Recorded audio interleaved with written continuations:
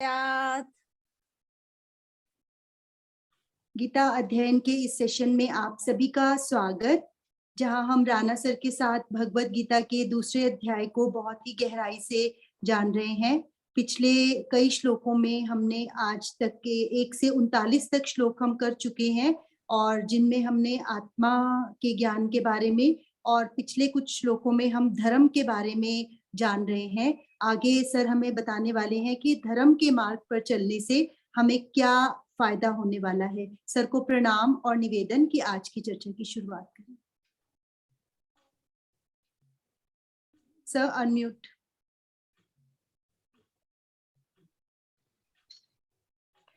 वसुदेव सुतं देवं कंस चाणूरमर्दनं देवकी परमानंदं कृष्णं वंदे जगद्गुरुं। सभी को बहुत बहुत प्रणाम।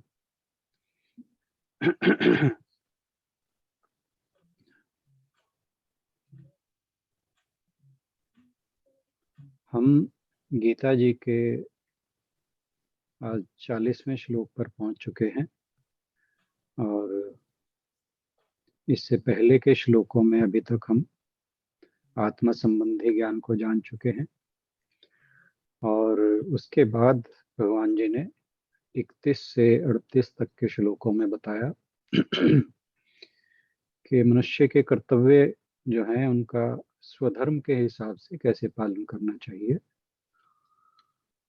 और 39वें श्लोक में कहा कि अर्जुन को कह रहे हैं कि अब तक मैंने तुझे सांख्य योग के बारे में बताया, अर्थात आत्म संबंधी ज्ञान के बारे में, और अब तो कर्म योग के बारे में सुन, जिसको जानने के बाद तू कर्म बंधनों से मुक्त हो सकेगा। तो कहने का भाव ये है कि अब भगवान जी अर्जुन को कर्म योग की शिक्षा देने वाले हैं। आत्म ज्ञान के बाद, आत्मा के ज्ञान के बाद कर्म योग की शिक्षा की क्या आवश्यकता है, पहले हम थोड़ा ये जान लें।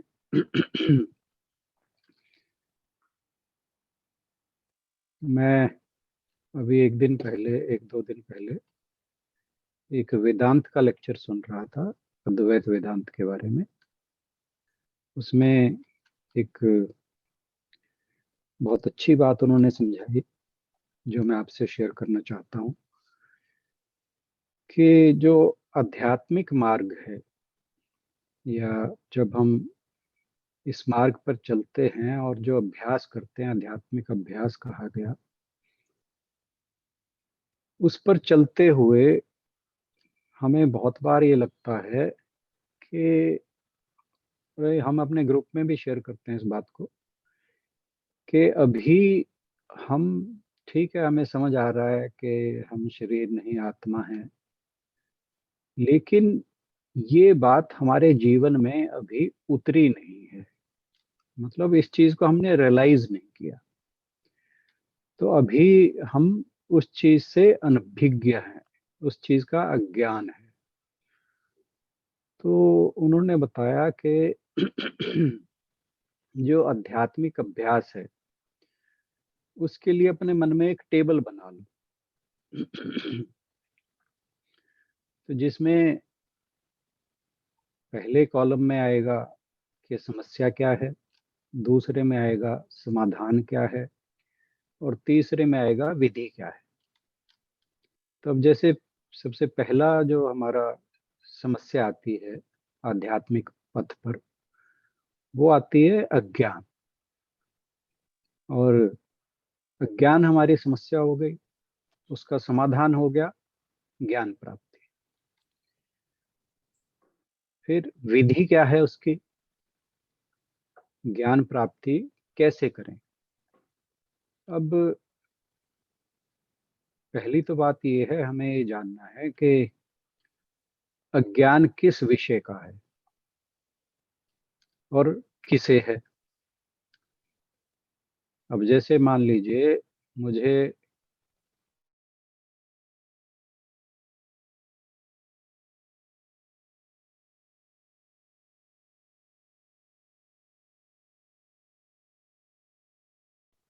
और किस विषय से संबंधित? मैथ से। तो अगर मुझे कोई मान लीजिए संस्कृत समझाए या सोशल स्टडीज समझाए, तो क्या मेरा मैथ का ज्ञान प्राप्त हो जाएगा? नहीं, क्योंकि मेरा अज्ञान जो है वो मैथ समझने से ही दूर होगा। तो पहली तो बात ये है कि जो विषय है वो क्लियर होना चाहिए। तो यहाँ पर जो विषय है वो है आत्म संबंधी ज्ञान, के हमारा वास्तविक रूप क्या है, और उसे दूर करने का, उस अज्ञान को दूर करने का तरीका है, जो विधि है, वो है श्रवण मनन निधिध्यासन। अब हम सब गीता की क्लास में आते हैं तो एक तो पार्ट हम, एक या दो कहिए, वो तो हमारा मतलब ये कहें कि हम ज्ञान की प्राप्ति की ओर तो चल ही पड़े हैं, क्योंकि हम गीता का रोज पाठ कर रहे हैं और कई महीनों से कर रहे हैं, और कुछ लोगों को तो साल से ज्यादा हो चुका है, सालों से ज्यादा हो चुके हैं। तो श्रवण तो चल ही रहा है। श्रवण का मतलब होता है या तो स्वाध्याय, यानी शास्त्रों का अध्ययन, या जो ज्ञानी लोग हैं उनसे वचनों को सुनना, समझना। फिर श्रवण मनन, मनन मतलब चिंतन, या कहिए कंटेम्पलेशन, जो सुना है उसके ऊपर विचार करना।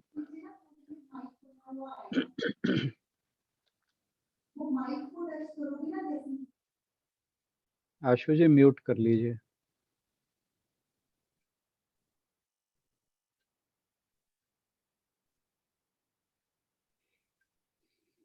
तो श्रवण मनन निधिध्यासन, निधिध्यासन यानी उन टीचिंग्स को जो हमने सुनी समझी, उनको इम्बाइब करना, अपने जीवन में उतारना। फिर अब दूसरी समस्या क्या आती है कि बहुत से लोग कहते हैं कि हम तो सालों से गीता सुन रहे हैं या शास्त्रों का अध्ययन कर रहे हैं और जानने का प्रयास कर रहे हैं, लेकिन फिर भी हमारे जीवन में वो जो श्रवण मनन किया जा रहा है वो जीवन में नहीं उतारने में आ रहा, उतरने में आ रहा। तो इसका अर्थ है कि अभी कहीं कुछ कमी है, और वो कमी जो बताई गई वो थी विक्षेप, यानी मन जो है वो टिकता नहीं है। ये बात अर्जुन ने भी कही थी छठे अध्याय में, आपको याद होगा। कि मन जो है वो शांत नहीं है। वो जो बताया जा रहा है, समझाया जा रहा है, एक्सक्यूज मी, उसे ग्रहण करने के लिए, उतारने के लिए अभी तैयार नहीं है। तैयार क्यों नहीं है? कि मन में बहुत तरह के विचार उठते रहते हैं। तो जब मन में बहुत तरह के विचार उठते हैं तो एक चीज पे फोकस नहीं हो पाता। तो मतलब चित्त जो है या मन जो है उसमें कंसंट्रेशन या फोकस की कमी है। तो उसका समाधान क्या है? जैसे अज्ञान का हमने किया कि अज्ञान का समाधान है ज्ञान, और उसकी विधि है श्रवण मनन निधिध्यासन। तो जो मन का या चित्त का विक्षेप है, कि फोकस की कमी है। अब हम बहुत सी बार ऐसा होता है कि हम किसी बात को, अच्छी बात को, जैसे क्लास में आप कभी,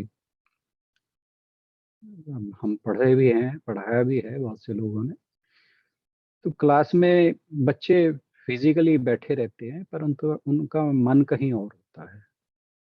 तो मन को, अपने या माइंड को फोकस कैसे करें? तो उसके लिए जो समाधान है वो है एकाग्रता, कंसंट्रेशन या फोकस। के फोकस या एकाग्रता या कंसंट्रेट माइंड को कैसे करें? तो उसकी विधि बताई गई कि उसकी विधि है मेडिटेशन। जब हम मेडिटेशन करते हैं चित्त शांत होता है, मन में विचारों का ट्रैफिक कम होता है, एकाग्रता बढ़ती है। तो मेडिटेशन से एकाग्रता बढ़ती है। अब मेडिटेशन में भी समस्या आती है। मेडिटेशन जब हम करते हैं तो बहुत से बार क्या होता है कि हम बैठते जरूर हैं, और फिर क्या होता है कि जो मन है वो चलायमान रहता है, कभी इधर कभी किसी विचार में, कभी किसी विचार में। तो जिस चीज पर हम फोकस कर रहे हैं उस पर टिकता नहीं है, जो हमारा ध्येय है ध्यान उसमें जाता नहीं है। तो उस वहां पर जो समस्या है उसे बताया गया कि ये है चित्तमल, यानी मन का मैल, मन का दूषित होना, अशुद्ध होना।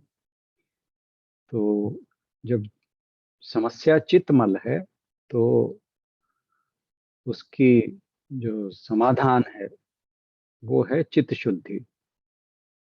चित्त शुद्धि कैसे की जाए? तो चित्त शुद्धि का जो विधि है वो है कर्मयोग। कर्मयोग यानी निष्काम कर्म। तो ये चीज मुझे बहुत अच्छी लगी, सोचा आपसे शेयर कर दूं। और जो हम आज कर रहे हैं या एक दो दिन पहले शुरू किया है हमने, ये 39वें श्लोक से वो कर्मयोग के बारे में ही शिक्षा दी जा रही है भगवान जी द्वारा। तो ये बहुत ज्यादा रेलेवेंट था, तो मैंने आपसे शेयर किया। और हमें जो आगे पढ़ेंगे, सुनेंगे, समझेंगे, उसमें ये सहायता करने वाला होगा, हमारे लिए सहायक होगा। तो having said that, let us move to our next श्लोक। आशु जी जरा पढ़ दें। हाँ जी सर। आज सारे अच्छे अच्छे स्टूडेंट बन गए, सब प्रैक्टिस कर रहे थे आपके आने से पहले। वाह वाह। बहुत बढ़िया।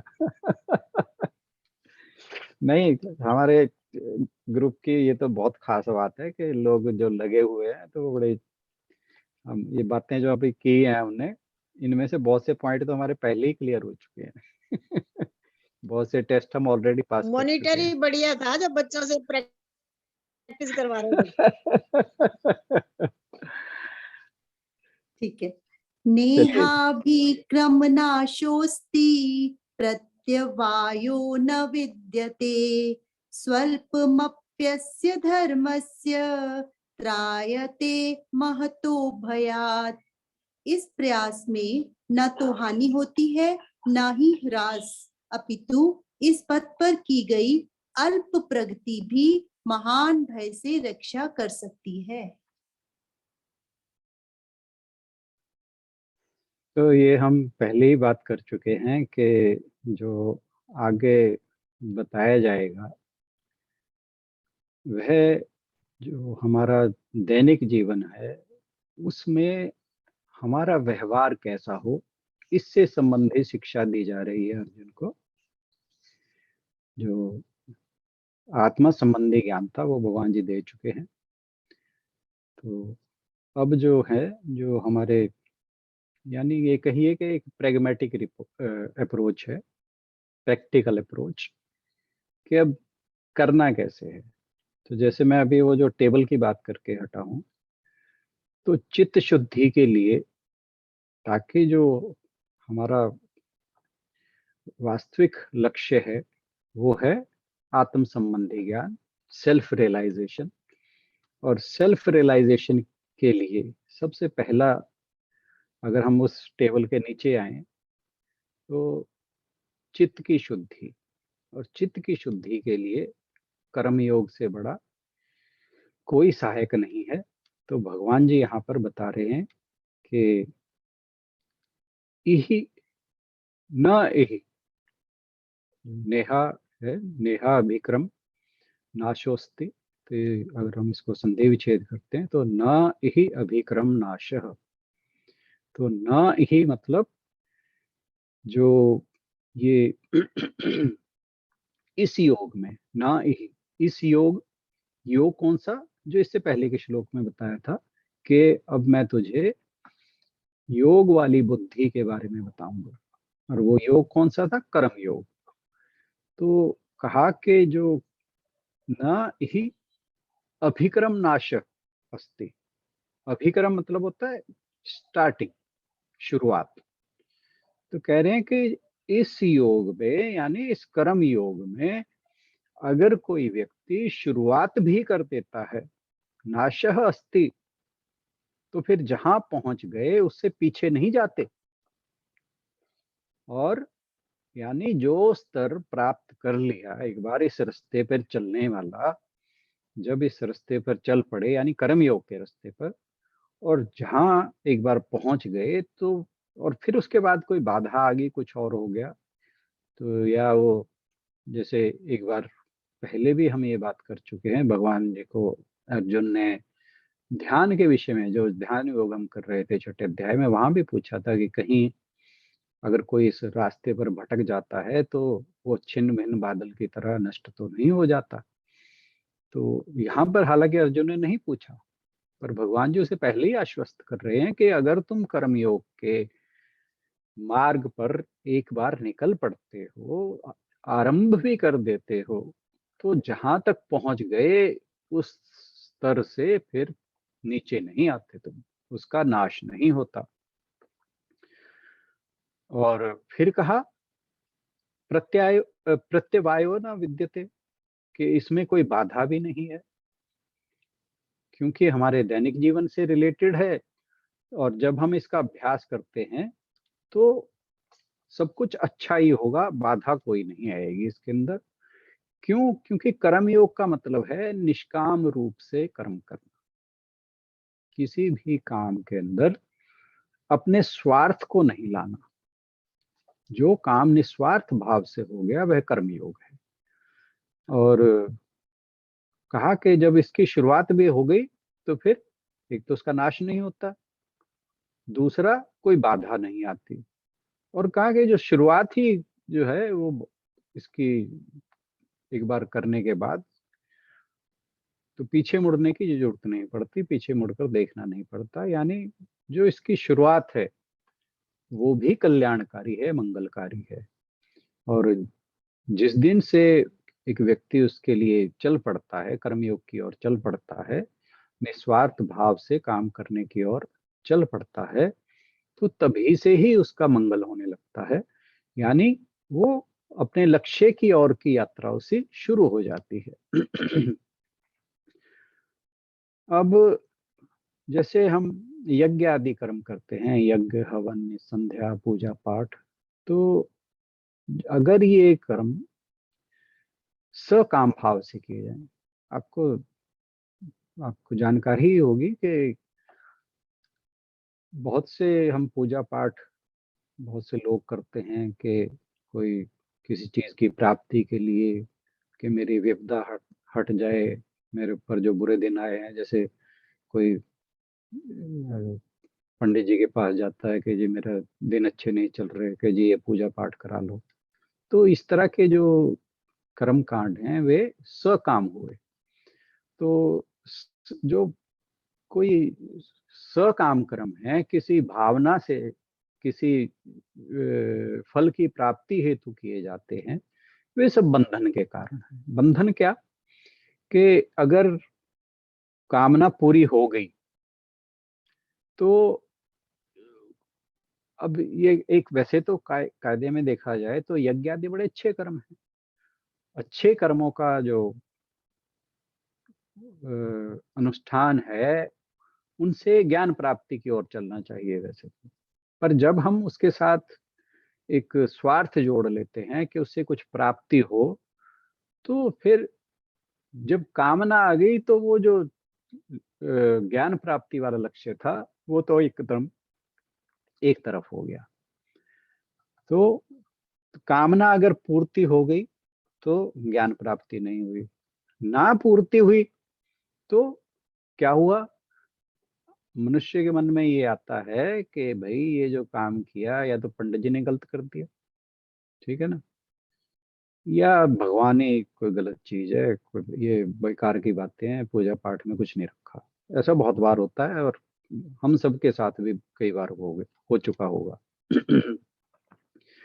तो क्या हुआ, ना तो वो कहते हैं ना माया मिली ना राम, तो ना तो जो ज्ञान प्राप्ति का लक्ष्य था वही हुआ, और ना अगर कामना पूर्ति ना हुई तो भगवान से मन हट जाता है मनुष्य का।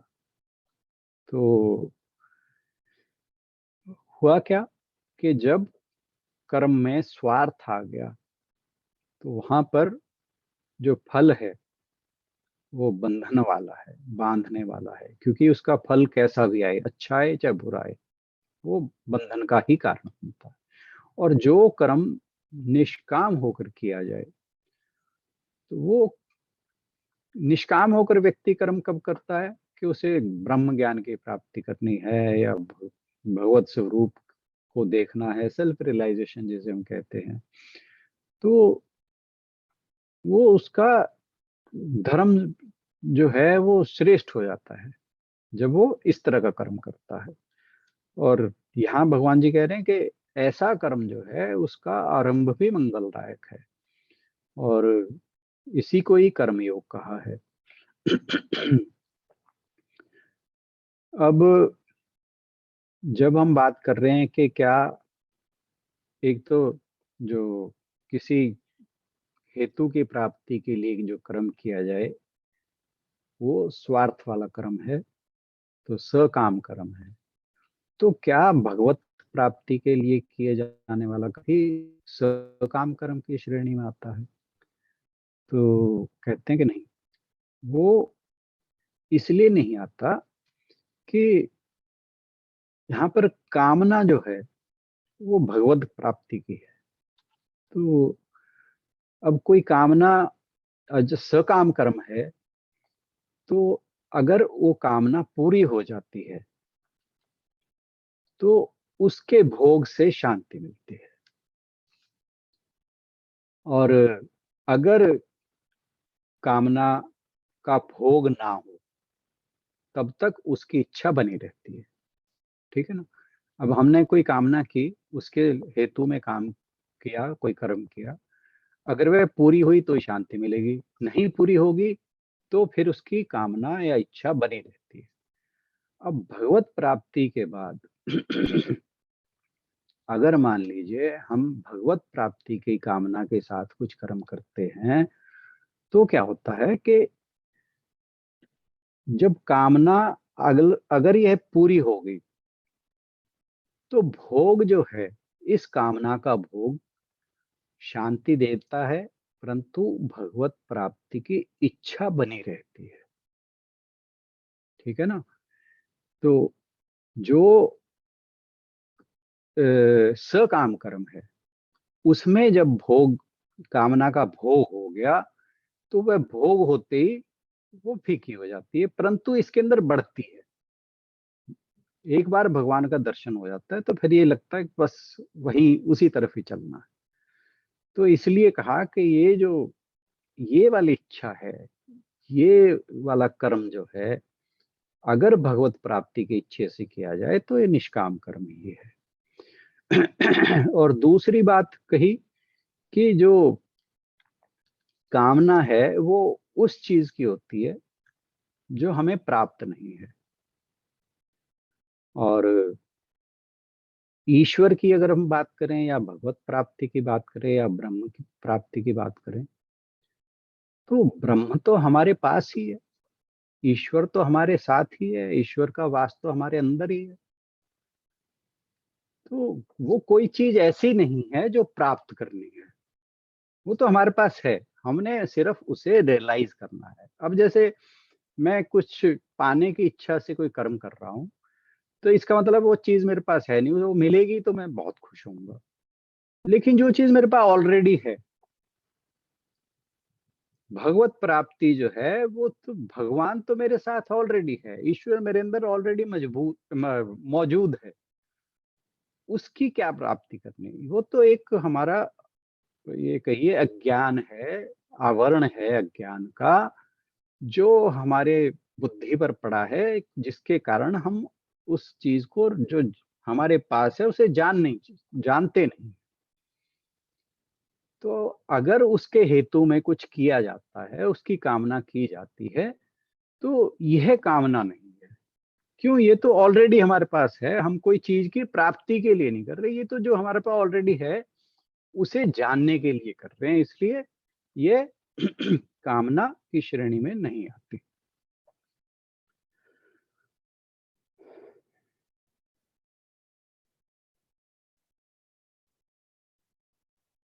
अब फिर इसमें जो लास्ट में भगवान जी ने कहा है कि इस मार्ग पर किए गए प्रयास से कभी कोई हानि नहीं होती।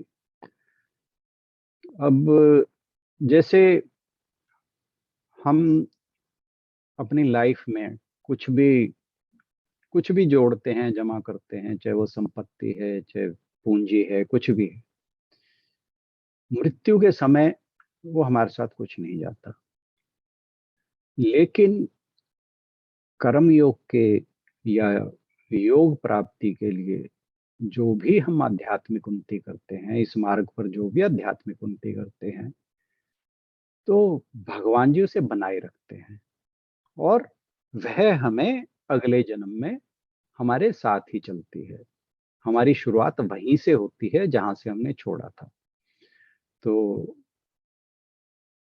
अब भगवान जी अर्जुन को पहले तो इसके लाभ बता दिए, अब उसे बता रहे हैं कि बिना आसक्ति के काम करने कैसे करना है, उसके बारे में आगे के श्लोकों में समझाएंगे।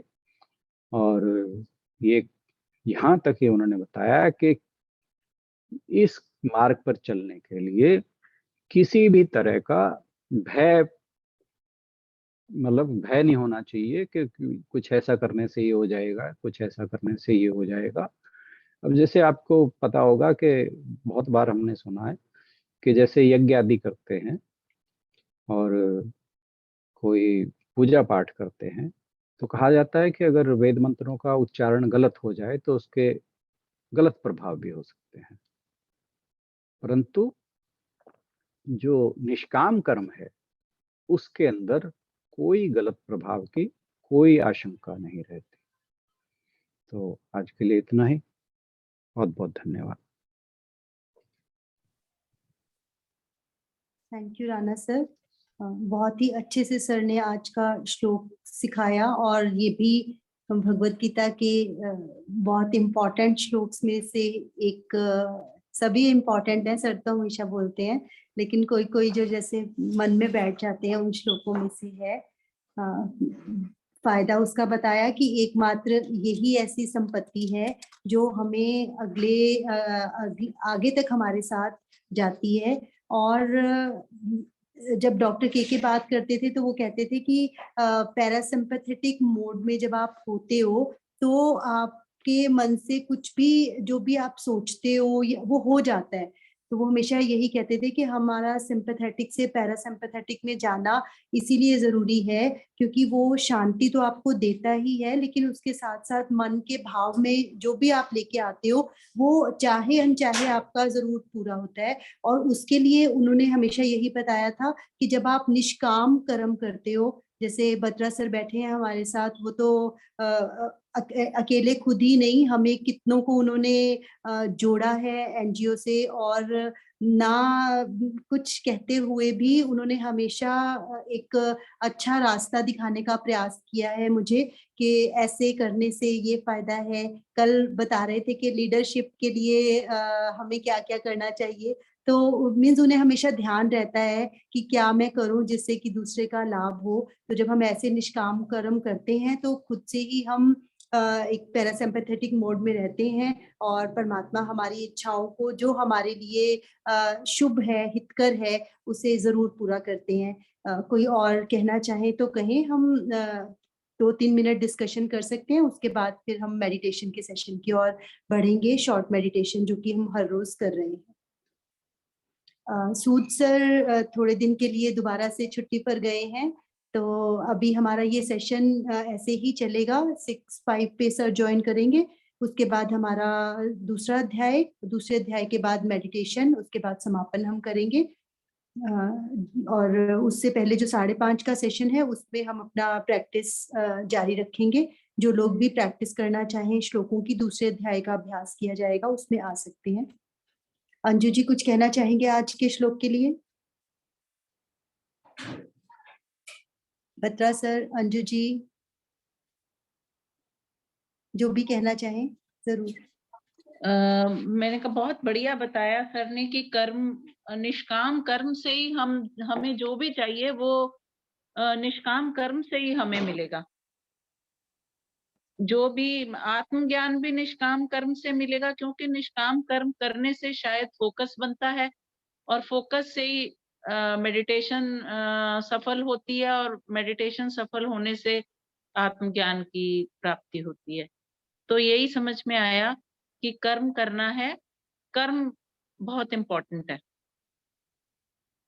आपने टेबल को बिल्कुल सही समझ लिया। Thank you. Thank you.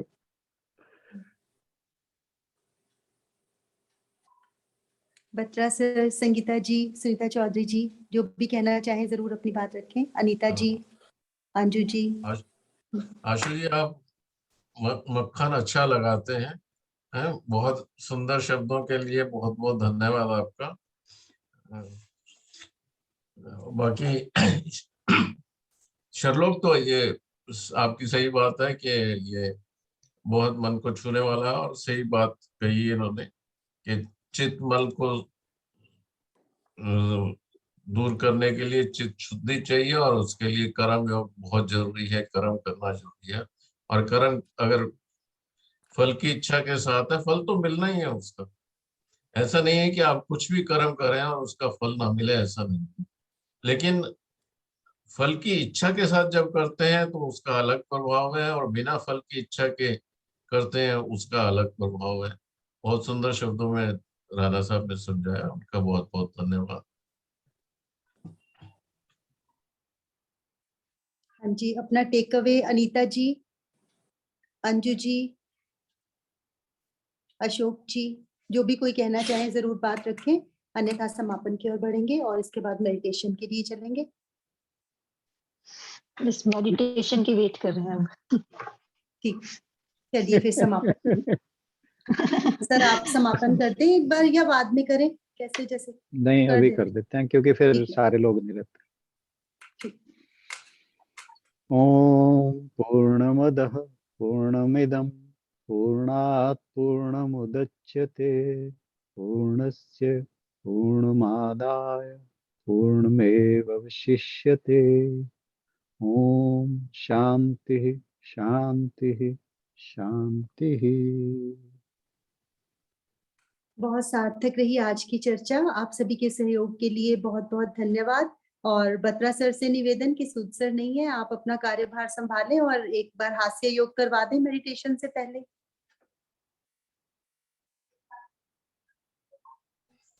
Hariom जी। आज 3-4 दिन पहले ज्वाइन किया था, फिर बीच में व्यवधान आ गया और फिर छुट्टी लेनी पड़ी। एनीवे, कहाँ से शुरू करें? अंजू जी हेल्प करेंगे आपके हास्य योग में। तो अंजू जी, अनीता जी सब एक्सपर्ट हैं। सब मैं एक्सपर्ट है। बताती हूँ। हाँ बताइए। आज मैं सुनाती हूँ। हस्बैंड विश करता है वाइफ को हैप्पी न्यू ईयर, और वाइफ सॉरी फिर से बोलती हूँ। वाइफ विश करती है हस्बैंड को हैप्पी न्यू ईयर, और हस्बैंड क्या बोलता है? कहता है प्रॉमिस, पक्का प्रॉमिस।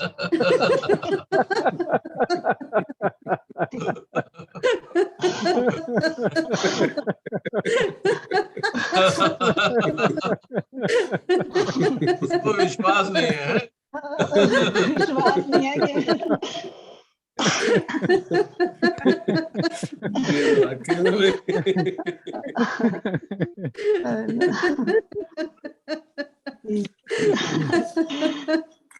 बत्रा सर कुछ ढूंढ रहे हैं सुनाने के लिए। हाँ, अनीता जी ने हस्बैंड वाइफ के ऊपर शुरू किया तो उसी के ऊपर एक छोटी सी बात है कहते हैं कि सभी हस्बैंड को मैसेज है कि वाइफ को ध्यान से, उसको प्यार से रखें। रेस्टोरेंट होटल फिर से बंद होने वाले हैं, कोरोना आ गया है।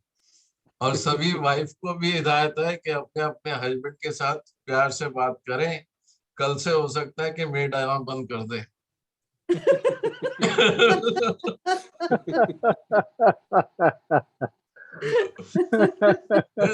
दोबारा कोरोना काल आ गया तो मेड फिर नहीं आएगी, तो बिल्कुल।